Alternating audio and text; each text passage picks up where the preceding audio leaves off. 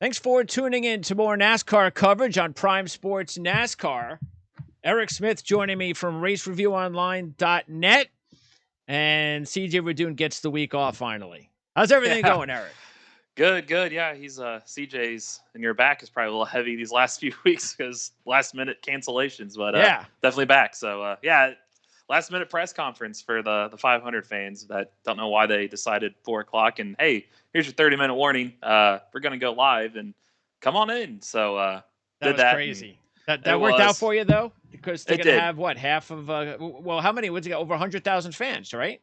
135,000. Yeah, it's 40%, which I learned on the call that, like Doug Bull said from the president of the Speedway, that Marion County and Indianapolis, technically outdoor events can hold between like 20 and 25%, and they granted the Speedway 40%. So at least they got the percentage right. They're gonna have fans. It's not gonna be behind closed doors. 135,000. They had 175,000 tickets sold. 32,000 people opted out. So that got them in the range. They feel like they're going to get a few more that probably, hey, I don't like your plan. I'm backing out. I'm going to take my credit. So they feel like we're going to get there. They even feel like they may have more tickets for sale afterwards, but they got to see where those numbers sit. I think the deadline for that was either last Friday or this Friday. When is For the race? May 30th. May 30th. So we still have a whole month to go. Yep. All right, so let's talk about first of all what happened last week at Talladega, and there's 3 clips that we're gonna break down first. If you're only tuning in to hear the preview of the race, which is this week, of course, at Kansas, we'll have our picks and breakdown, the updated odds, and all that other stuff a little bit later on, in about 10 minutes or so, give or take. But first, we want to recap Talladega, go over some of the highlights. And don't forget also, if you enjoy the video, please like it. Also, subscribe to our channel. That this way, anytime we have new shows, they'll be updated on your YouTube page immediately. And obviously, if you like or give us any comments, you want us to make predictions on the race, anything at all regarding the races for CJ, for Eric. It could be anything, even outside of the actual racing at all. Just comment, questions, things of that nature on our YouTube page for this video. And again, for any video, if you like it, just go ahead and do that, because that'll definitely help us out and make things a lot easier for us to give you the best product that we possibly can. But let's start first of all here, Eric, with the final lap of stage 1. And this is when we had the first wreck, Joey Logano. So, what do you remember about this? I remember I was thinking, oh no, not again. Like the last lap of the Daytona 500. Here, the guys are up front and they're trying to make a run, trying to get stage points here, playoff points on the line. And there Hamlin we looks go. out, gets in the back of Logano, and upside down he goes. Then my concern went to Logano, like, oh, what happened? And then it wasn't until I saw Bubba's replay that he went under him that's when my mind went to, oh gosh, here's a Newman situation that potentially could happen again. But yeah, Whose as you fault see, was it? Was there a fault? no fault of the driver. I agree with Logano. It's a perfect storm. It's the super speedway package. Logano's plan was, like we talked about in Daytona, he's backing up to Hamlin to try to get a push to make a run on De Benedetto. He wasn't going to wreck De Benedetto, but by backing up, Hamlin didn't know he's backing up. Hamlin wants to push him. He wants to go forward and just clipped him. I mean, that's Okay. just speedway racing. And then it was a perfect storm from the air where he's spinning back down the banking. You rewind just a little bit there. Once Hamlin clips him, go to where Hamlin clips him.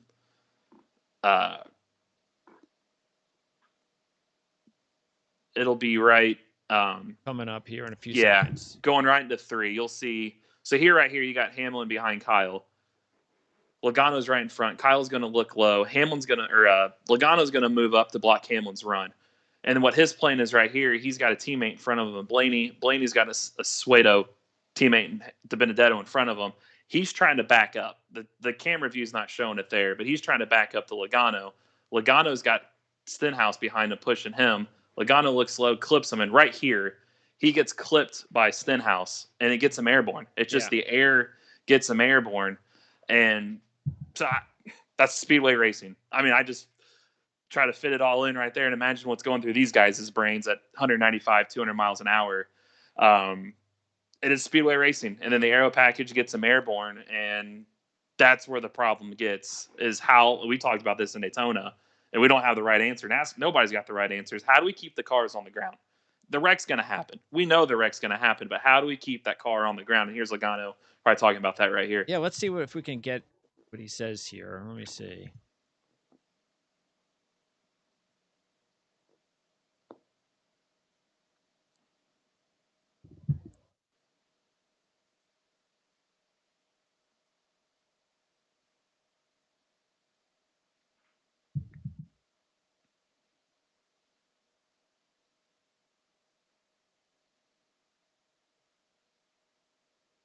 He brought that up like 3 or 4 times. I think he thought it was important because he knew he was going to slam. He was about to slam the racing, so he felt I have to say some positive things to counter what I'm about to say.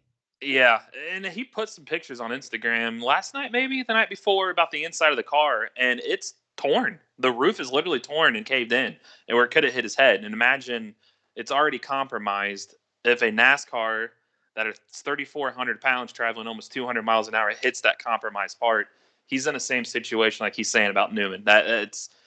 There's no right answer, but how do we keep these cars on the ground? And that's the biggest factor. And that's what we're going to talk about. We'll probably bring it back up with Daytona in August. Is it's going to be discussed again that we're going to have wrecks. That's speedway racing. Well, that's the thing. Is that let's just finish what the negative part of what he said.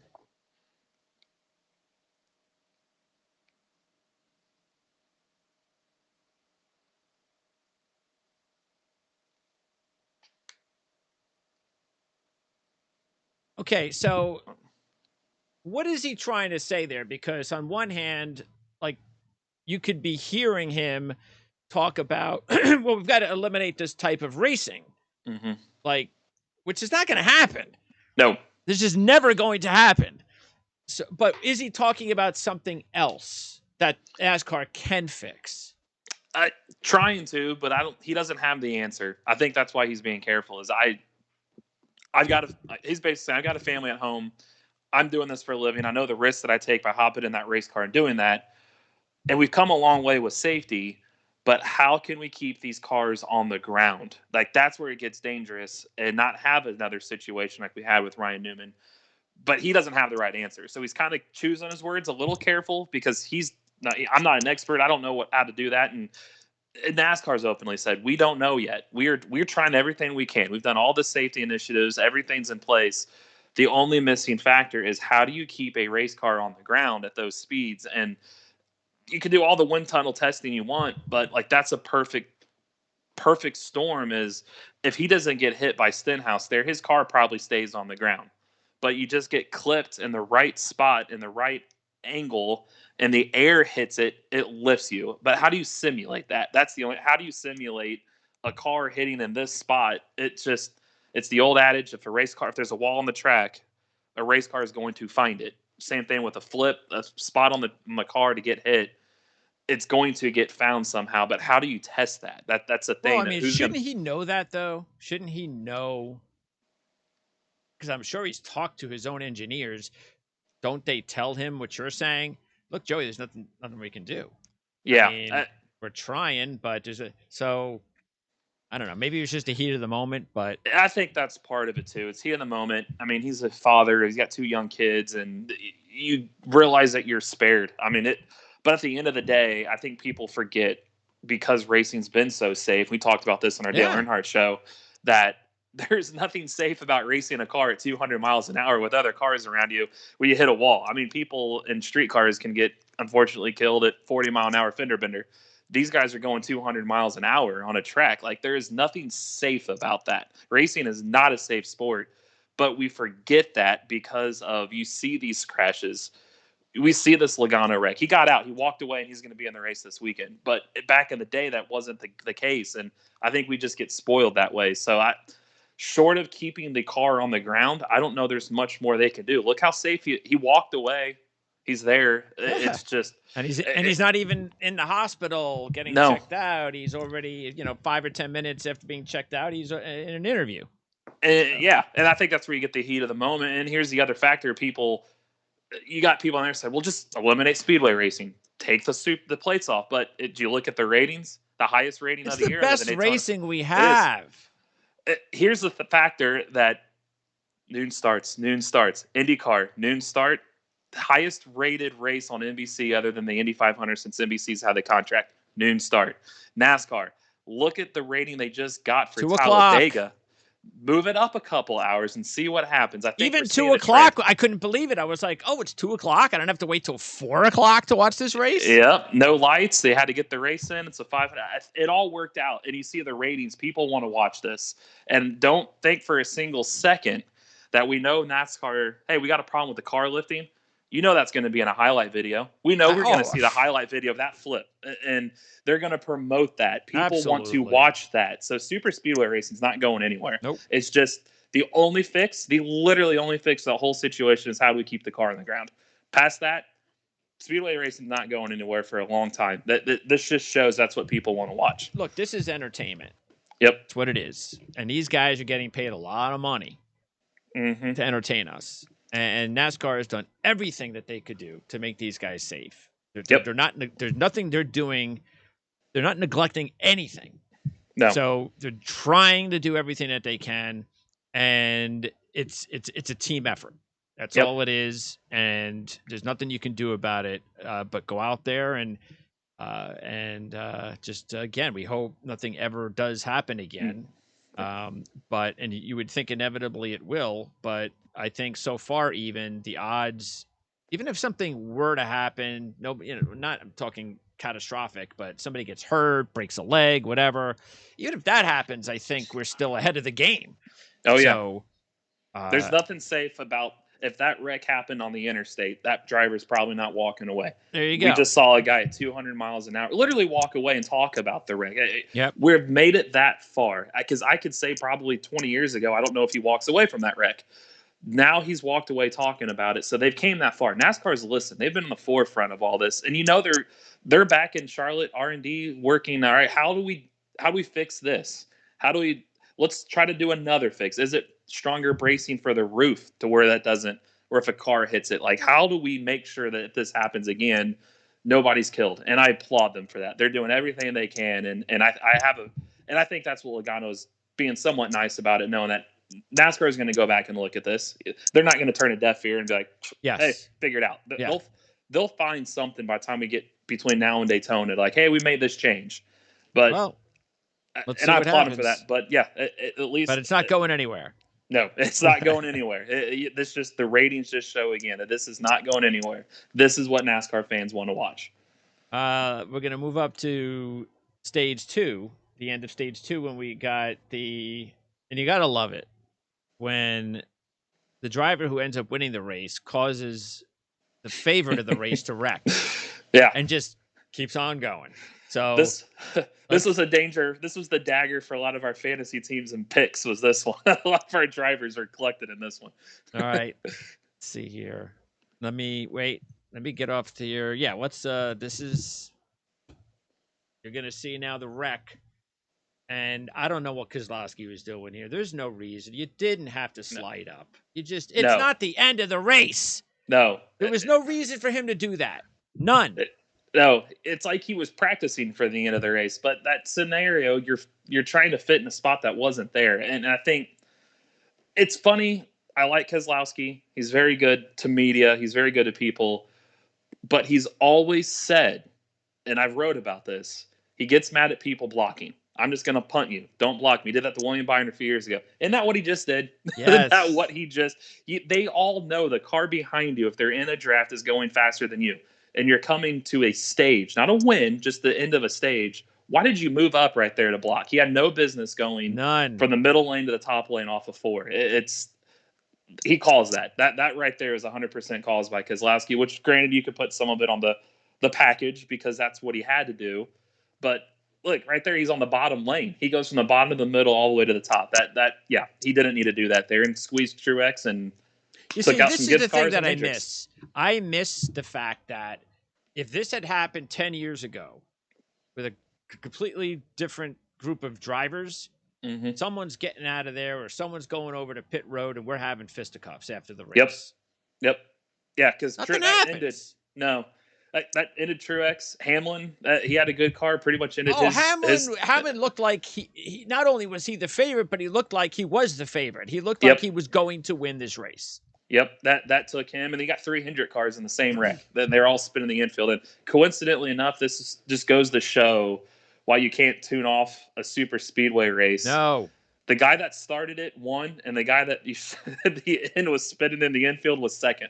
So it affects some people differently. But yeah, right there. I mean, that the right there, 300 cars. right there, right in the grass. All 300 cars are, or three of the four are right there, and at that point, I was thinking, well, there goes Hendrick's point of winning because there's one guy left, but Byron came back. But right there, that's a good angle. Right, this squeezes Hamlin up into another lane, and Truex is already there. Truex had nowhere to go, and that right there is the reason I avoid Truex in super speedway races. It just seems like bad luck finds him.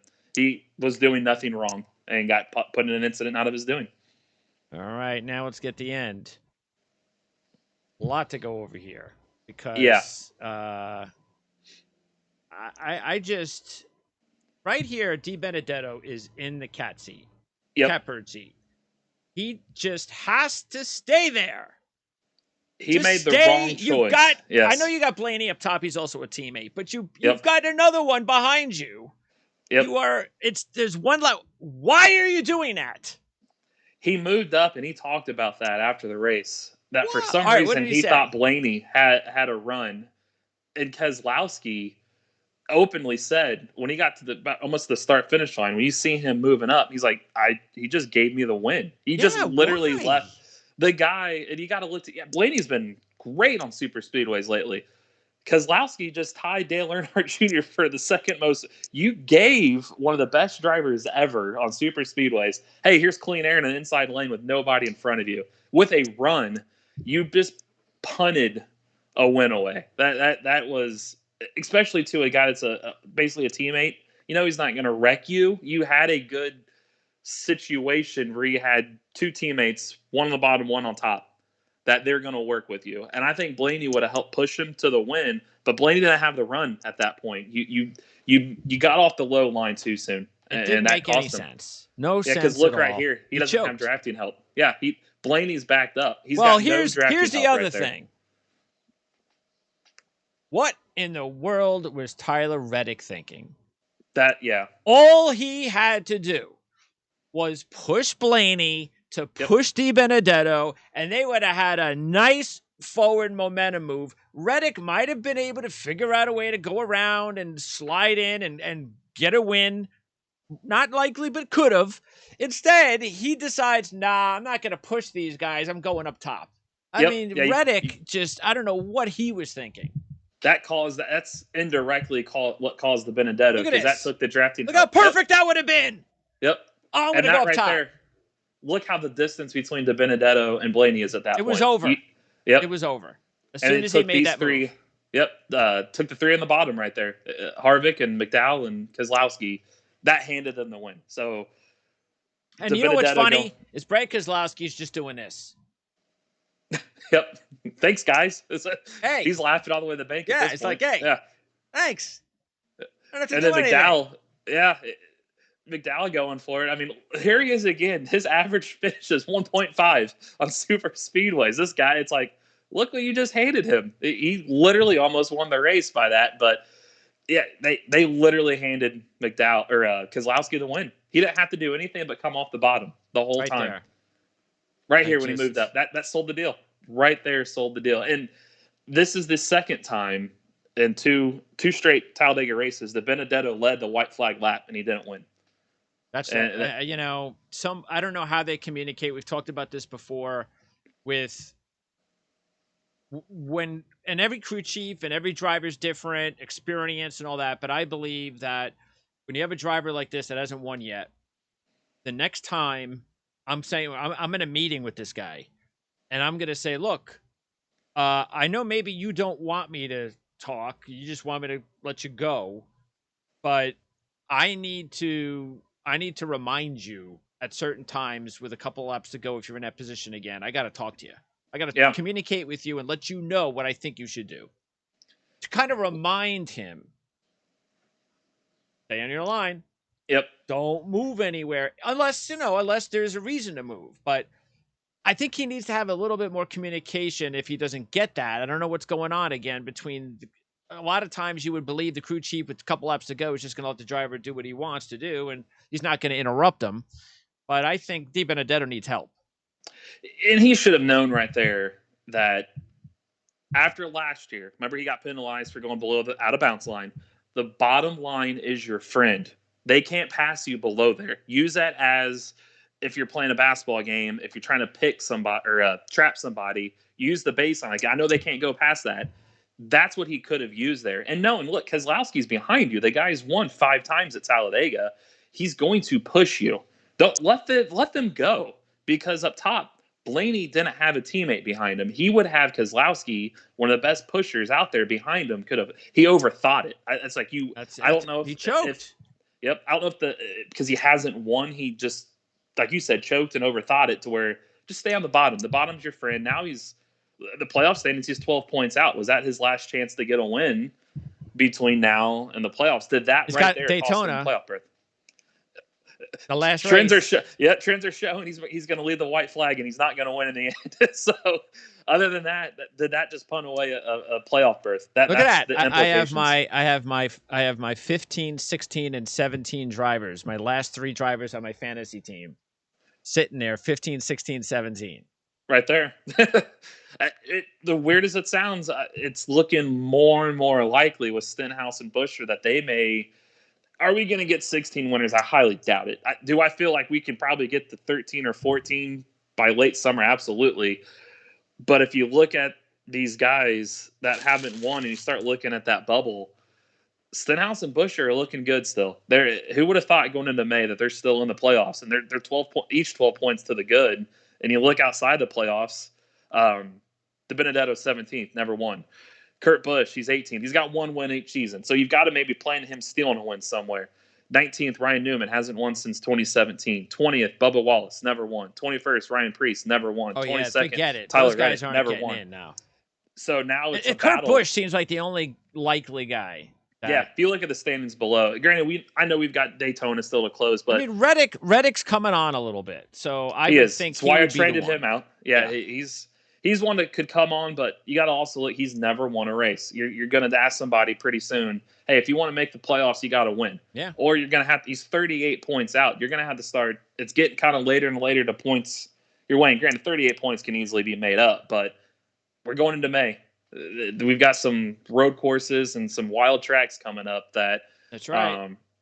It's their best friend is going to be the Hamlins, the Harvicks, the Elliots, those guys. Hey, get your win. You're already ahead of us in the play. We need you to win. We can't have any more fluke winners getting the victory lane. And if there's going to be a fluke winner, it needs to be one of those 3 guys. Yep. That's exactly right. So it's going to start. We're getting to the point we can start talking playoffs, as weird as it sounds, but we're starting to get there. That was my, and I it's crazy because I know that it wasn't like, because it's a super speedway race where anything could happen in the last couple of laps, but for the 3rd consecutive race, I had the 1st and 2nd driver on my picks until a late caution came out. Yep. Yeah. And Di Benedetto was one of my picks, and he was being, I think who was he? I don't know if it was Blaney who was at. No, it wasn't. I don't think it was Blaney. Blaney was up there. But I'm trying to think of my picks. I had Di Benedetto, and I forget who else I had up there. That was 2nd at the time. That was one of my picks. But it's just incredible that it's now the 3rd consecutive race where I should have had a 3-race win streak. Yep. And those don't come back. They just don't. It's not like I'll have a situation where where I'm like 5th or 3rd and a late caution will come out and I'll end up winning. Maybe I'll be lucky enough to happen at me once, but at least you're taking advantage with winning picks. I almost didn't go Keselowski, but I was in the negative, it's in the hole by $2 going into last week, and Yeah. I need to go. I don't want to get a big win. I need to get enough drivers. I need to get a win because if I lose $100. I'm back down to 102. Yes. So at 2, I'm like, I just want to get to the positive side. Just Correct. nickel and dime it. So if the more drivers I choose, it's a less of a profit, but at least I get a win. And Kozlowski was that guy. It's like, hey, I'll throw it, or even if I get a little bit back, at least I'm on the positive. Because I had Blaney and Benedetto. I'm like, all right, 1-2. One of them's going to get me a little bit higher winning. Yes. And Kozlowski came in and stole it with how about this stat? Daytona 500, McDowell wins. He led 1 lap. Kozlowski wins Talladega, another super speedway, 1 lap. Out of all the laps, that's 188 and 2. That's 388 laps of racing, and the winners only led a combined 2 laps. That's crazy. But yeah, that's just. But that's what you love about it. Yep.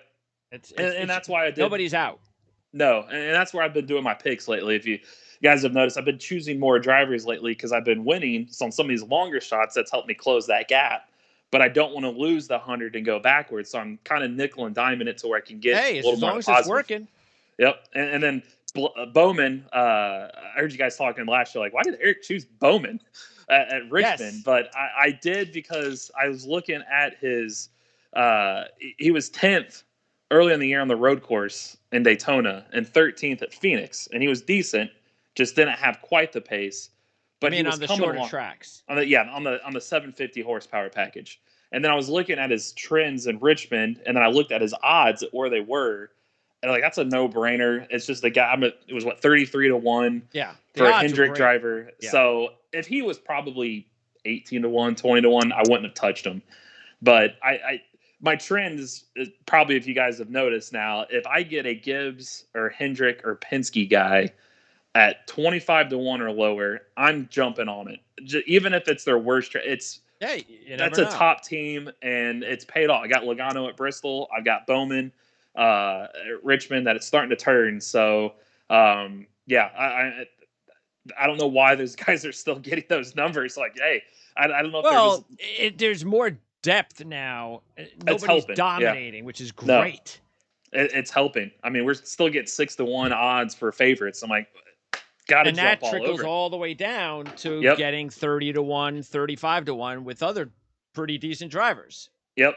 That was like my plan this week, which I know we'll talk about here in a little bit. But that's why I went with a little more drivers and stuck with the favorites, because I want to keep going the positive a little bit higher before I go. All right, why now not? I got Absolutely. Now I got some cushion to go with a bigger profit, but while they're still giving me Hendrick guys for 33-1, might as well take especially when you're at a luck track. Yes. Like Talladega. That's that's one of those where you're kind of let me get out of this without losing money.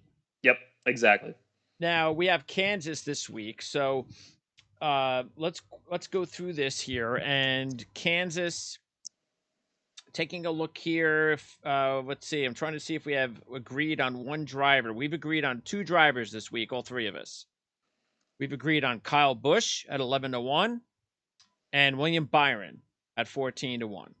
So those are the 2 drivers that we have agreed upon. Kyle Busch, again, 11-1. He's driving the Toyota, and you were talking, of course, about your track trends. And if you take a look, we can kind of start with that too, because first of all, if we're looking at the most similar 1.5 mile, it's going to be Las Vegas, correct? Yep. Okay. Yep. Should run just like that. All right. And Toyota's won 4 of the last 8. But if you also look at it, Ford won in the last race, Logano. Yep. And they were 3 of the top 4. And Ford also had 4 of the top 7 in the other race last year. Toyota won that race and had 3 of the top 5. So it's like Toyota Ford kind of. Yes. And I think Chevy is the one, even though we've all agreed with Byron, I think that's just more of, he's just so hot right now. He's got a really good starting position. He's had decent history at this track. You have to take him. Yeah, especially for those odds. If he was up there 7-8-1, I probably wouldn't touch it. But for those odds, he's still double digits, 3 straight top 10s. That's why I went with him. I didn't go Chase Elliott. Yes, he's got 4 top 6s in his last 5, but you look at this 550 package this year, pertaining to him. And the Chevys are a little off this year too. He was 14th in Homestead, 13th in Vegas, and 38th in Atlanta. So he's the Chevys aren't really performing real well on these 550 package, and you could tell their direction with the end of the year, Martinsville and Phoenix being the 750 package. You've got to balance which one you want to improve on, and it seems like the guys, i.e. Penske's, Denny Hamlin, those guys elected last year for the 750 package, and it paid off. And you could tell Hendrick might have, oh, you know what? Let's work on that 750 package, and that's paying off. They're 550. Kyle Larson's their best, and it's not even close. Byron's just consistent. Bowman and Elliott are just kind of there. You're talking about now a driver who has a streak. He's still got a streak going now of what? Is that 8 straight? Yes, 8th or betters? Yeah, he's finished 8th or better every race other than the 2 at Daytona. The whole year and that's 8 straight. Yeah, and that's the longest streak at Hendrick since 2016 for any driver. See, and I think sometimes, look, we needed to have a little bit more proof. We kept saying that. Oh, you got to win. Yep. We needed to see more proof. Well, we've got it. Yep. And we knew last year going in, here's a talented driver, getting into a really good car, good team, look out. Didn't happen. Sometimes it takes an extra year. And it looks like that's why I put money on, as far as the futures, I'm surprised you guys didn't put money on Byron this week, but I put money, I put one of my 100 on Byron. I think I went Byron, didn't I? Did I do Byron? No. So I thought I did. Oh. He's 15-1, and I think that's a great number. Yes, it is. If you want to throw money on someone to win a championship right now, and you get some, and this is another reason what we just talked about, that you're getting some really good odds, not just on weekly races, yeah, you're talking but future. Futures. Yeah. Both. Yeah. That you have to take guys like William Byron if you haven't taken him yet. Even if you just throw right now, you could throw $100 on William Byron at 14-1. If he wins the championship, $1,500. Yeah. Why wouldn't you do that? Yeah, that's the one. I overlooked him this week. I kept going those. Hey, I'm getting Denny Hamlin for this, or I could get Kevin Harvick for 8-1. Like I'm trying to stack those up, and I'm like, you do need to pay attention to him because look at what he's done. He's consistent everywhere. He won at Homestead 550 package. He was 8th in Vegas and 8th in Atlanta on the same similar package, and he's got all these top 8s on the season. So he's a great fantasy play this week. I mean, he's a top 10 guy, especially 3 straight top 10s at Kansas. So he's definitely a guy that it's another conversation for another day, but if you look at what Hendrick has done with him and Chase Elliott, this is a sport. It seems like, they're not winning the first 2 years. They suck. Get them out of that ride. If you're patient with them, you just got to be patient, and it paid off. Chase Elliott took him 99 starts to win a race, 99 starts to win a race. Byron was there in that same category. Finally won Daytona last year, and he took off. So you got to be patient with guys. They're coming in younger and younger. Yep. I mean, with Larson in there, I mean, they are looking really good. All under 30. All under 30. 4 guys under 30. That they are set up for the future now. Yep. And by the way, Byron also only had 1 race in Xfinity Series at Kansas and finished 4th. Yep. So he's been solid there. 8th at Las Vegas. Definitely the best of the Chevy drivers to take this week. And I'm just trying. You did take Bowman as well. Mm-hmm. CJ put some money on Elliott, and he always puts money on Larson. So you guys did dabble a little bit on some other of the Chevy drivers, but for me it was just William Byron this week. Yeah, and Bowman, if you look, ever since he filled in for Junior there when Junior had his concussion, he was 7th. Since that point, when he's been with Hendrick, he's been the top 11 all but 1 race at Kansas. His speed on the 550 package hasn't translated well this year. But because of that pass, because he's already got a win, I feel like, as we saw this in the fall, that Logano did not have the best car last fall. Harvick did. But it came to pit strategy, the late caution, final pit stop. He gets first place. You couldn't pass him. He wins the race. So, and by the way, the pit strategy can be effective. Yes. Even though, as you mentioned in your track report, this is a clean air race. Yep. Pole position race. Late in the race, whether it's a 2-tire stop, no tire stop, fact is, if you can figure out a way to get up to the front late, you can hold these guys off for a little bit. You can. It's definitely, you can gamble. Late race pit stop, take 2 tires, get clean air. Depends on how long you pit before that. Maybe you don't take any tires. Maybe you stay out or fuel only. This is definitely a pit stop game track. You can do strategy. It's going to depend on that last stint. Like we saw in Vegas in the playoffs last year, Kurt Busch was 13th to 15th all day. He ran that long stint before his final pit stop. The best I can do is run long, hope for a caution in the middle of it, and I pin a bunch of guys a lap down. That's what happened. So you could definitely see that this weekend. I haven't seen the temperatures yet. I'm not sure how warm or hot it's going to be. Sometimes that could play a wrinkle into things, but it's Kansas. It's early May. It's probably going to be 60s, 70s, where track conditions aren't going to necessarily change. All right, let's quickly go through the rest. Both of you guys hedged your bet with the two favorites, Hamlin and Truex. I stood away, which means Denny Hamlin's going to win this week. He's due. The thing that worried me a little bit is sooner or later, especially coming off a bad luck wreck last week, you think that maybe your numbers are going to just stall. And he was 11th at Las Vegas, which was his worst result heading into last week's race. But he has 2 wins in his last 3 races here. He led 74 laps in his first 22 races at Kansas. Now he has led 268 laps in his last 3.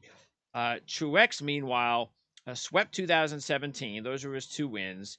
He has 803 total laps in 25 races, but no wins in his last 6 and only 90 laps combined. So I don't like how Truex has raced recently at Kansas. And if I was taking one of the two, I would definitely go with Hamlin. Same. And the only reason I went with trends here, the only reason I went with Truex and threw money his way was out of the last 20 races on a mile-and-a-half tracks, we've had 14 different winners, 12 straight. We've won 12 straight races on a mile-and-a-half tracks with a different winner. Oh. And if you follow trends, Truex somehow is not among those 12. He has not won since the playoff Vegas race in 2019. Okay. So, and I did a list of the big teams of guys that have not won. That's not part of that 12. Okay. Christopher Bell. Okay, I got him. Chase Briscoe. Okay. Eric Almirola. Okay. Martin Truex Jr. All right. Alex Bowman. So that's where you get my Bowman and Truex picks. Was I'm just hedging this. If this train gets to 13 straight, and you look at that list of 5, Truex and Bowman are probably your top 2. Bell's probably right there with them. I'm not sold on the 2 Stewart-Haas guys. They seem to be off. But the other guys, if you follow the trends, those are guys to watch. But if I had to choose between the 2, Hamlin for obvious reasons. But trends say go Truex. 8-1 drivers, and there are 5 of them. I went with Harvick. CJ went Elliott, Larson, Logano. Eric, you went Larson and Keselowski. And I haven't taken Harvick for a long time. But I don't know. I mean, maybe he gets a little feel good after last week. He's starting in a good position. The Vegas result, definitely I'm not happy with. But then again, he hasn't really had the type of year I was looking for anyway. But he's got 11 top 10s in his last 15 races at Kansas. 9 of those are top 5s. 4 of those are runner-ups. 3 of those are wins. And he's led a combined 866 laps after leading 83 laps in his first 15 races at Kansas. And he was last year, he was 4th and 2nd. So if I'm going to try to jump back on Harvick for a week, I'm thinking this is the race for me to do it. This is going to say a lot about Harvick. Like you said, pair of top 5s last year. He won this race 3 years ago. You look from 2013 to like 2017, he was top 2 a lot. I think he's 3, 4, 5 top 2s in that same time frame. So you're getting that guy for 8-1. It's just, is he going to be a race winning contender? I don't think he can on outright speed, but like I just talked about at the jump, that they could go pitch strategy. He's plus 91 in the playoff standings. If they're outside the top 10, Stewart-Haas can gamble. They can, hey, you know what? I'm good in the playoff standings. I've got a good enough race car that if Kevin Harvick can get clean air to the front, I have a feeling over 30 laps he could stay there. It happened to him in the fall playoff race. That's a great storyline to write about on Monday if he does that back to the field.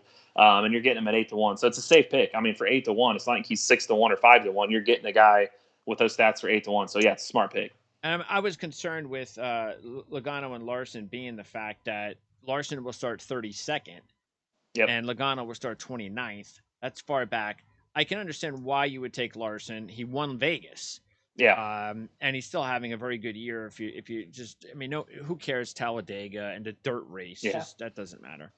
Um, and Logano was trying to win 2 straight races here, but again, I was just a little bit worried about how far back they were starting. Yeah, Logano, I looked at that. He's out of his last 4 at Kansas. Yeah, he won last fall, but his other 3 finishes are 15th or worse. You look at 550 package tracks this year. He's 25th in Homestead, 9th in Vegas. Never was a factor in Vegas, and 15th in Atlanta. Never was a factor there either.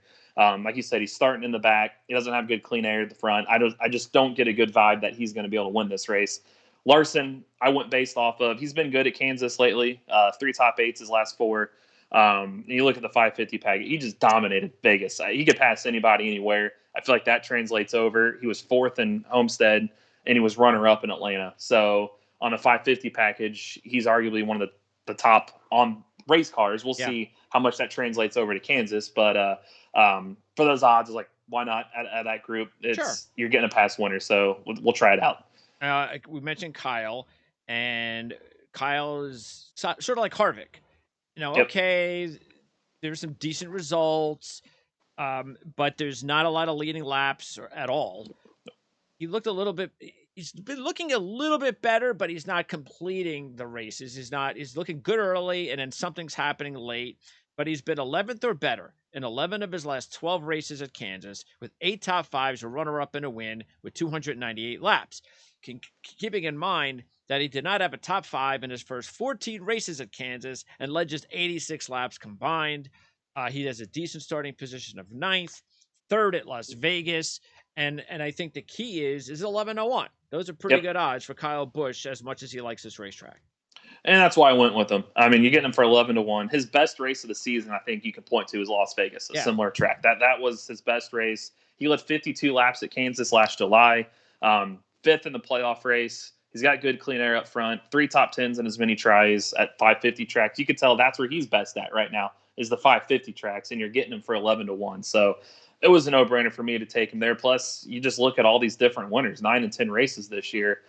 Kyle Busch is due. His last win came on a 550 track at Texas in the playoffs, so it was worth a shot. Just for 11-1, just that simple fact. He's 11-1. It was a no-brainer. And then I went with I was kind of maybe a little bit surprised that I was the only one to go with Blaney because of the odds. 12-1. I still think. I mean, I still don't even think he's getting respect in the futures at 10-1. No, so, he's not. No. And if you look at it, he's been 11th or better in 7 straight races. He's had in his Kansas career, he's been solid. 3 top 5s. He was 5th at Vegas, and in 3 Xfinity Series races, he had a 3rd place finish twice. So, look, it's 12-1. Yep. The way he's going, 12-1. I mean, there was no way I could.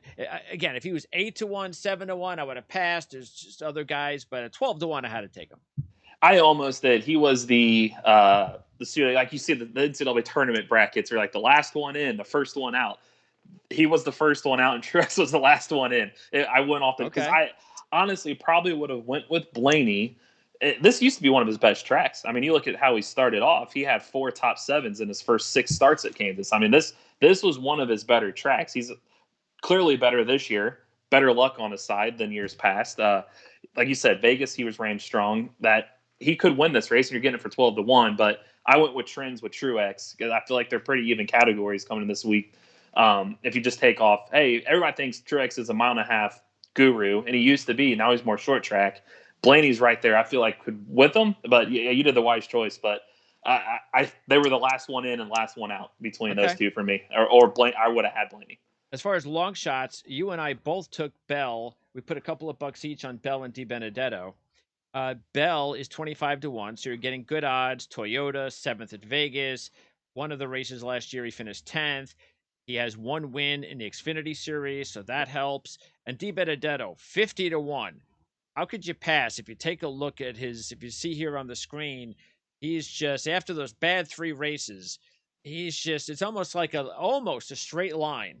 Yep. 16, 14, 11, 13, 12, 9, 5. So if he keeps this up, maybe he will get lucky this week and pull off a win. This is a big look. If he doesn't win, though, it's a big race for him to just keep the momentum going of another maybe top 10 or top 12. And it's a great storyline to go from leading the last lap last weekend, dejected, didn't win, to getting his first one a week later. I mean, I he was hope so. 12th. With 50-1.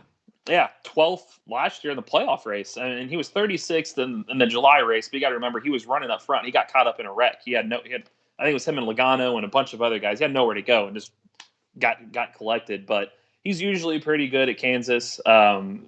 He's getting better. He was ninth in Vegas, or not ninth in Vegas, 16th in Vegas, 11th in Atlanta. I was looking at Logano there. He's getting better on 550 track. So this trends say he's going to be in the top 10. He's been in the top 10 on the season. He was 12th in playoff race last year, and he followed the trends this year. He's a top 10 driver. And you remember, Vegas, as we said, is similar to Kansas. He was runner-up in both Vegas races last year. So He's a guy that at 12 points below the cut line, you could maybe take a chance of gambling late if you could get some stage points. And he's got a good starting spot, so I wouldn't put it past him to get some stage points. He starts 5th.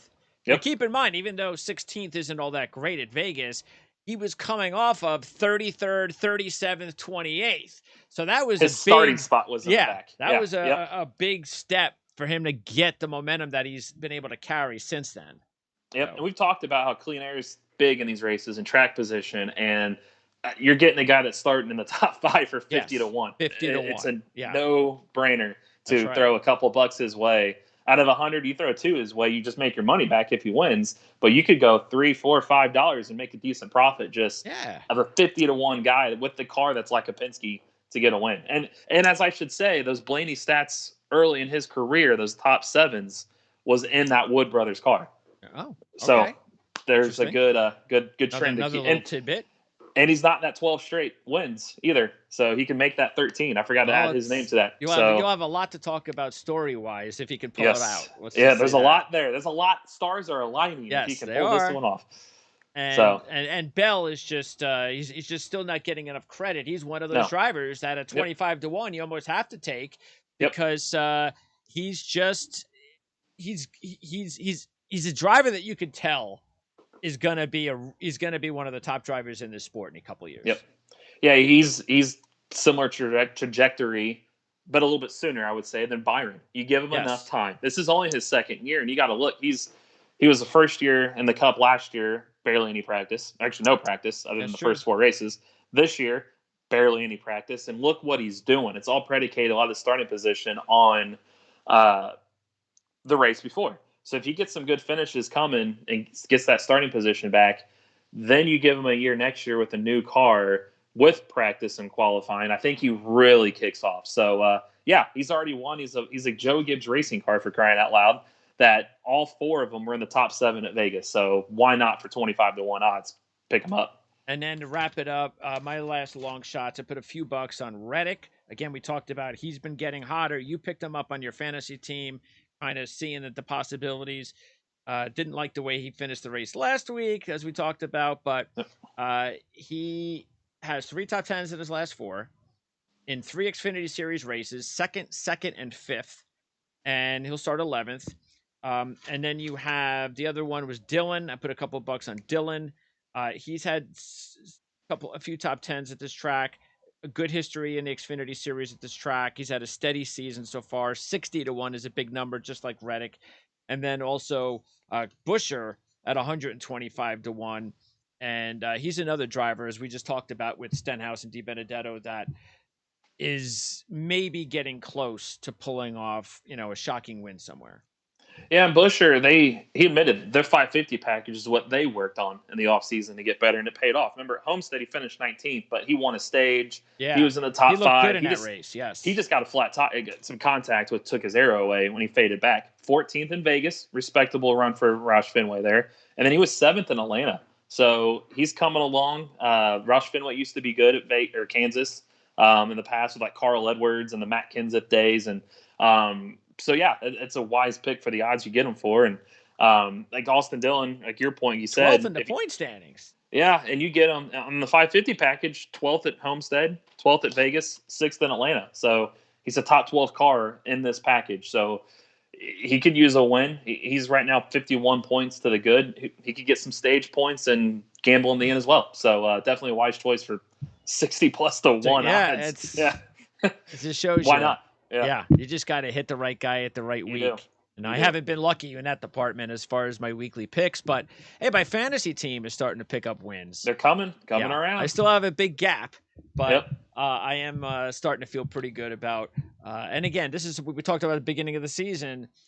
That second half of the season, it's a long season in Yep. NASCAR. Just because you don't get off to a good start doesn't mean. I mean, Di Benedetto is a prime example. I started with him on my fantasy team. I dumped him after a couple of weeks, and then a couple of weeks later, I was like, maybe I should take him again. It looks like maybe he's looking like the driver that I thought he was going to be when the season began. And lo and behold, he's sitting there in a spot where he almost found himself in the playoffs last week.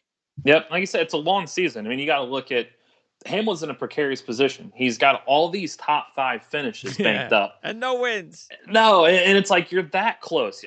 We're just missing a little. But here's the problem: you are that close. How do you make changes in fear? Because you don't have practice.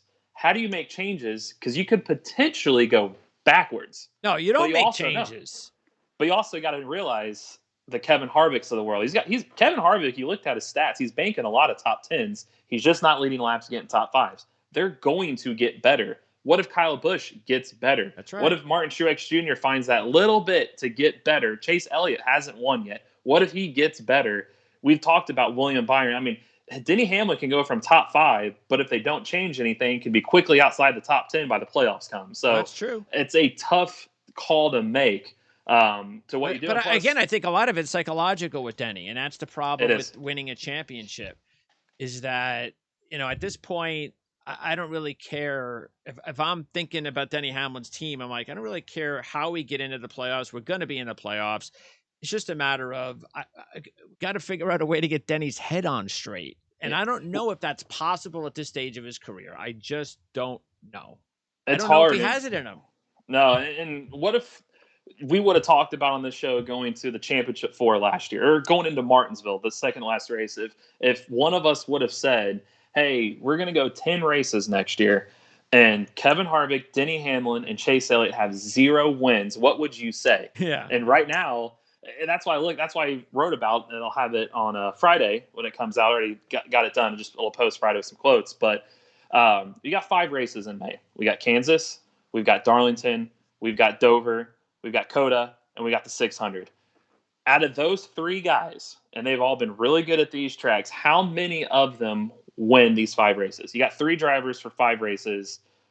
If you set the number at 1.5, would you go over or under? Do you have a good feeling that any of these guys are close to getting a win at any of these tracks? I'd say over, but do you get 2? I mean, or does somebody else steal a win? I mean, you look at Kansas, Dover, Darlington. Those are the 2 races after this week. Hamlin and Harvick dominated them last year, but they don't look the same as they do. Hamlin's a little bit better, but he can't win. That's his factor. You got Coda. Chase Elliott, you could almost pencil him in for a road course race. And then you got the 600. So I think Harvick needs to win this week. He's got to get something. And then what would we say? It'd be nice to talk with CJ at this time after the 600. What if we get through 5 more races and we're 15 of the 36 in, and those 3 are still shut out? Then what happens? That would be interesting. That's why NASCAR's got this playoff. It's because right now I think Hamlin would be 80 points up in the standings right now. He could run away with the point standings win, but that's why the playoffs are in place. He doesn't have a win. What if those 3 don't win? But let's say Kyle Busch wins. Let's say Austin Dillon steals a win. Let's say a couple other guys. You could be going into June and have 3 or 4 wild card spots open, and those be 3 of them. How wild would that be? The only other factor is that's going to have a large separation between them and the outside of the bubble, that it may be all for naught. Because if I'm those guys, hey, good luck catching me. Look, it's a long season, and that's the whole idea. And it's great. I think so. Look, the racing hasn't been great, but the parity has. That's the one thing that's saving us this season, is that there's so many different possibilities that we're just bringing up right now, and we got a long way to go, and it's great about that. But the racing is still, thank goodness that we're getting into a new car, because there's got to be some changes, and at least that will hopefully be what we're looking for. to make some changes so we can get some better racing. Because in general, this is why we starve for these super speedway races, because we know we know for the most part we should get good racing. Of course, we had the caution that's kind of screwed up. What was it? McDowell won under the caution at the 500. Daytona. Yep. Yeah. So The wreck in turn 3. and that happens, and that's not what you want to see. But for the most part, it's still the best racing. And by the way, Talladega was better than Daytona and was better than recent super speedway races because they didn't go single file very long. Yep. They did it for about 120 lap stretch or something like that. And that was it. Yep. So thank goodness for that. And that's why in the beginning of the races, when the announcers and Jeff, and they're always talking about, everybody's looks like everybody's 3 wide. First of all, they do that every time at super speedways. They're always for the first stage, they're battling it out like crazy. It's usually the second stage and the third stage that they go single file. Yep, just to get to the end at that point. If you survive that long, hey, we made it this far. We'll just get to the checkered, and that's what you get. What you get. So it was good that we didn't have the single file racing at Talladega on Sunday. I think that's what made it such a really good race. It did. It's what they needed. They need some momentum. You take the parity out, I think we're having a different conversation about the season. But with the parity, it's created so many storylines that we're kind of neglecting the racing on track, which it's all about, and talking about these storylines. So it's actually helped in a way keep the attention.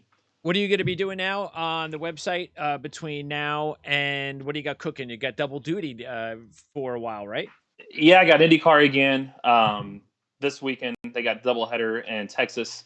And then so I've got all like the track trends, the favorites, the preview, the sleepers, and the burning question. Those are all locked and loaded. Those will be released this week. And then we'll have racing reports on the weekend. All right. Don't forget also to check out CJ Redoon at rotowire.com. I believe his stuff comes out every Friday. I think he said fantasies usually come out Friday, and then they have the race report 24 hours after the race is over. So check that out. Next week, it's Darlington. So we'll talk about that. A lot of Sunday racing coming up. It's a throwback race. It's throwback weekend, so we'll have some interesting paint schemes. Plus, I believe I don't have the counter from. Is the 5th next Wednesday or Thursday? The 5th is Wednesday. So we'll have the new car will be debuted officially on the 5th. Okay. So that will be a little talking point. So the manufacturers have their car ready. Okay. So they're going to debut what those look like. I mean, we've seen the test car, but this is actually all right, Chevy. This is it. The test is done. This is it. What's your car look like? Okay. So we'll have that next Wednesday. All right. Let's hope that looks like the bomb. And we've got this new setup now, so hopefully we'll be able to use it. We'll shrink your screens so we can fit in the videos every week. Yep.